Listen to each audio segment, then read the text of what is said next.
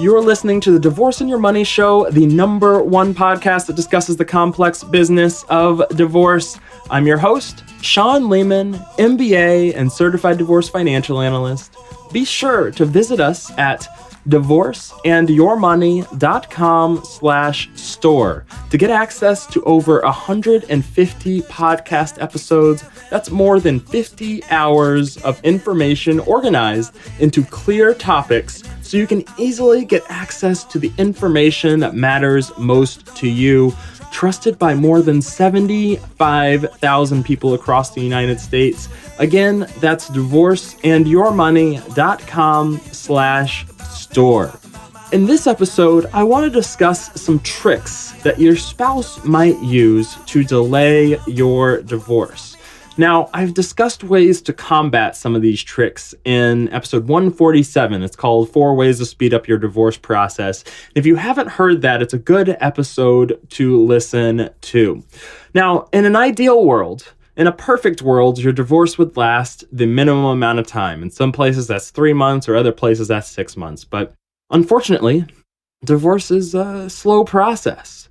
Courts are packed, attorneys are slow, and on average, to be realistic with you, the process is probably going to take 1 to 2 years.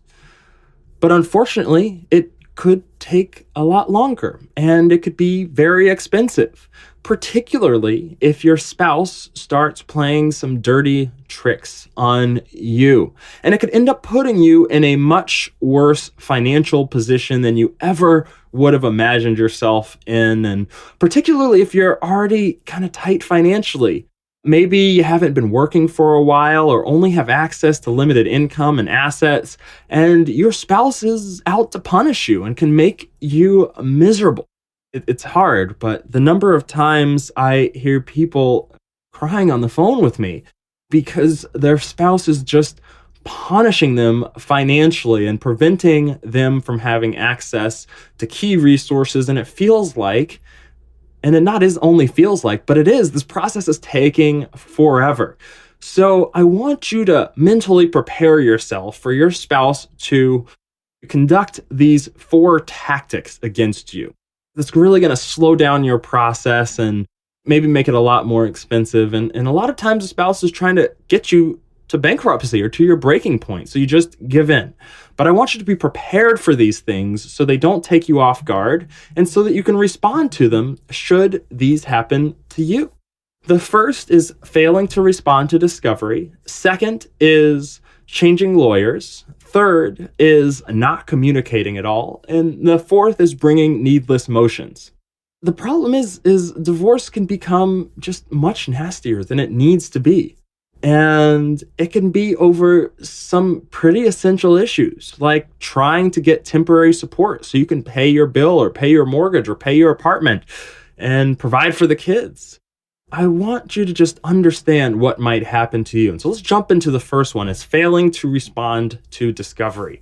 I talk about discovery a lot on the podcast because it's one of the most important elements of the divorce process. Because we want to understand what each spouse's financial picture looks like. And in a perfect world of divorce, as good as divorce can get, is you would just be forthcoming with each other and share your financial information. Be truthful, not try to hide anything, and just make sure that people end up with a fair settlement. But unfortunately, your spouse might refuse to share information and just delay the process or not complete essential information or just not be difficult or lie about what information is there. And you might have filed for divorce, 6 months goes by and you still don't have any idea of how your spouse's finances look. And it becomes a problem, and sometimes a very real problem for you to think about. And you're gonna have to really work to force your spouse to react. And one of the ways to do that is a motion to compel. I've talked about that. It's something you bring up with your attorney, but that's a very dirty trick that I see a lot of spouses attempt to do to slow down the divorce process. The second is changing lawyers. Now, your spouse as part of our legal system as a whole, let's forget divorce for a moment, has the right to be represented by an attorney of their choosing.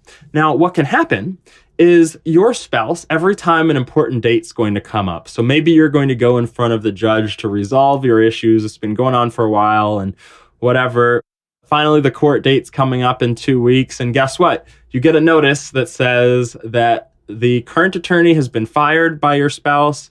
We're going to have to delay the hearings and is going to be searching for a new attorney. Well, that means that the whole process can be delayed. And just because of changing an attorney, that means you have to change the court date. Usually court dates can take a month or 2 or 3 just to get on the calendar.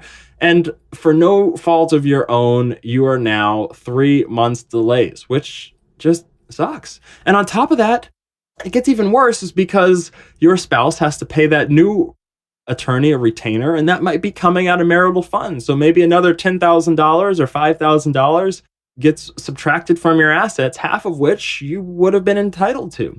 And so it just adds up, and it's not a good position, unfortunately, to be in. I have had, on the other hand, funny instances of attorneys. It's happened more than once where a spouse's attorney fired them. So I've had some nasty cases where the ex-spouse is just causing all sorts of trouble, and it got so bad that the soon-to-be ex-spouse's attorney, the person I was going up against as a financial analyst with my client's attorney, well, the attorney hated the ex-spouse or soon-to-be ex-spouse so much that they fired them.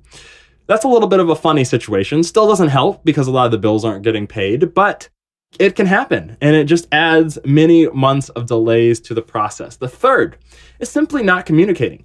Sometimes a soon-to-be ex just might not respond, and what happens then? They don't answer texts or emails or whatever, and the only way to get a hold of them is to go to court.